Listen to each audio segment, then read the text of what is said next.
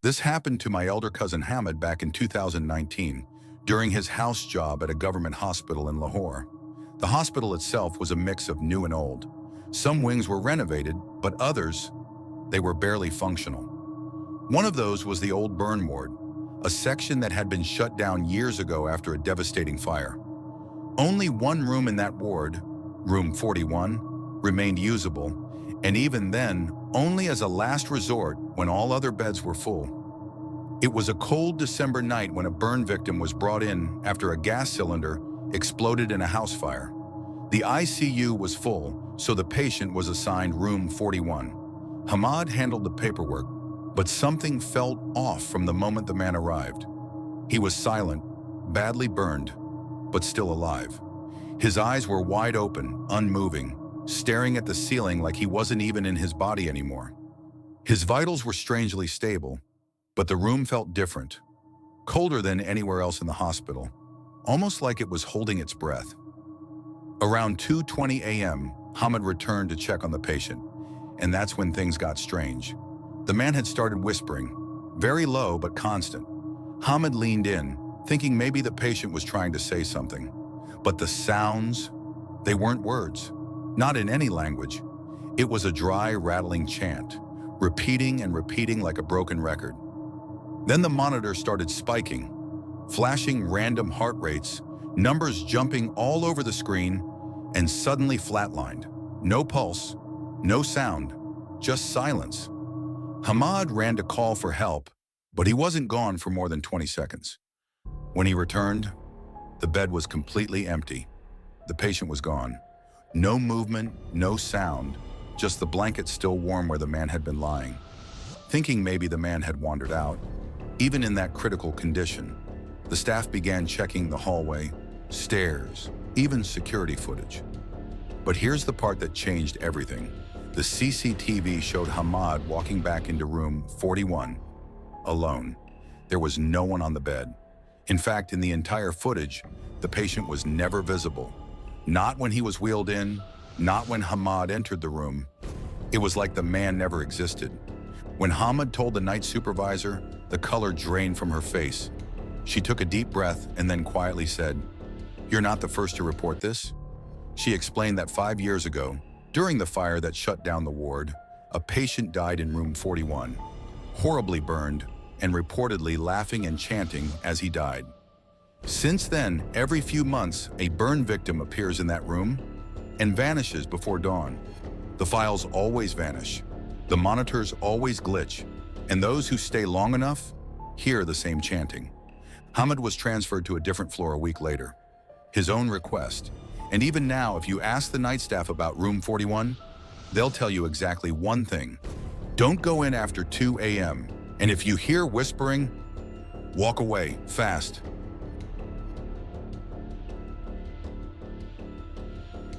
My Aunt Shazia has always been a practical, no-nonsense nurse. She's worked in hospitals her whole life, never believed in ghosts or superstitions. But in 2016, something happened that still haunts her to this day. At the time, she was working the night shift at a small private hospital in Faisalabad.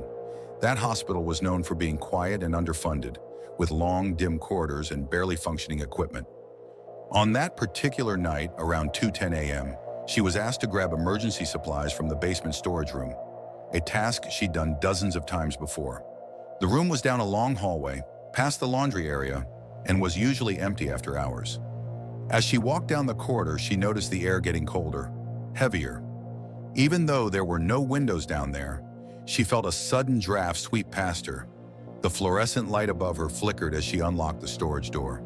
She shook it off, stepped inside, and began checking the shelves.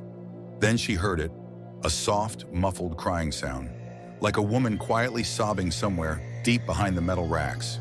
She paused. The sound stopped. A few seconds passed.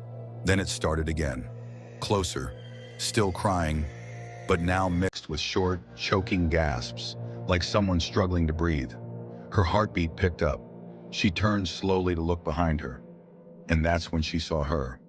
Standing near the entrance of the room was a woman, wearing a torn, soot-stained hospital gown, head tilted unnaturally to one side.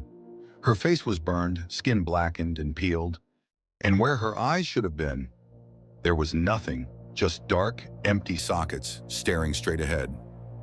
Shazia dropped the file she was holding and ran to the door, but it wouldn't open. She banged on it, panicking, until suddenly it flung open on its own. She looked back. The woman was gone. Shazia stumbled out into the corridor, breathless, shaken. When she reached the nurse's station and told the supervisor, his expression changed. He didn't look confused or surprised, just pale. Quietly, he said, "You're not the first to see her." He told her that years ago, a patient had died in that very storage room during a small electrical fire. The room had been locked and her body wasn't found for almost 2 days. Since then, others on the night shift have reported crying sounds, cold drafts, and a burned woman silently standing by the door. Shazia requested a transfer the very next day, and even now, years later, she refuses to walk past that hallway alone.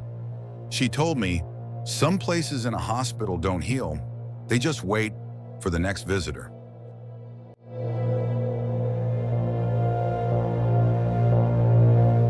I was a medical intern in my final year at a teaching hospital when I got assigned to the night shift in the emergency wing. The first few nights were uneventful, exhausting, yes, but quiet. On my second night, while chatting with one of the older nurses during a tea break, she told me something strange. She said, "If you ever hear a code blue at exactly 4:03 a.m. and it's from bed 12, don't go." At first I laughed. I thought it was just part of some hazing ritual for interns. The way she said it was serious, but I couldn't imagine anything worse than dealing with real patients crashing, not ghost stories. I joked about it and she didn't say anything, just stared into her cup of tea like she knew I'd learned the hard way. And I did. It was the 5th night of my shift. I remember everything was quiet, unusually quiet. I was reviewing patient notes when suddenly the overhead alarm went off. A calm, robotic voice echoed through the wing. "Code blue. Emergency wing. Bed 12. I froze. I looked at the time on the wall clock. Exactly 4:03 a.m. My hands tightened around my stethoscope. I wanted to shrug it off. Just another emergency. I could feel my heart racing a bit, probably because of the story the nurse had told me earlier, but training took over and I started walking toward bed 12. As I approached the hallway, the lights began to dim. Not all at once, but one after the other, like something was following me. The emergency wing was completely silent. No footsteps, no movement, just the sound of my own breathing. When I reached bed 12, the curtains around it were drawn shut, which was strange because I remembered seeing them open earlier. Slowly, I pulled them back, and what I saw made my entire body freeze. The bed was empty, no patient. The ECG machine was flatlining, the green line completely still. There hadn't been a patient in that bed all day. I was sure of it. That bed had been marked as unoccupied on the board. I stood there confused, when suddenly the ECG monitor started beeping again. Fast, erratic. The screen lit up with vital signs. Heartbeat, respiration, everything. But the bed still looked empty. I blinked, and just like that, someone was lying there. A middle-aged man, bald head, pale skin, wearing a hospital gown. His eyes were wide open, staring directly at the ceiling. His mouth was moving slowly, like he was trying to say something. I stepped closer. I couldn't hear a word, but I could see it clearly. His lips moving, slowly, painfully. Then the air changed, like the entire room was pulled into a vacuum. My ears popped. Every hair on my arm stood on end. And in a low, broken, unnatural voice, the man whispered, "You shouldn't have come." The moment the words left his lips, all the lights in the wing went out. Everything went pitch black for 2 full seconds. When they came back on, the bed was empty again. The ECG monitor was turned off, not flatlining, just completely unplugged. I ran straight to the nurse's station.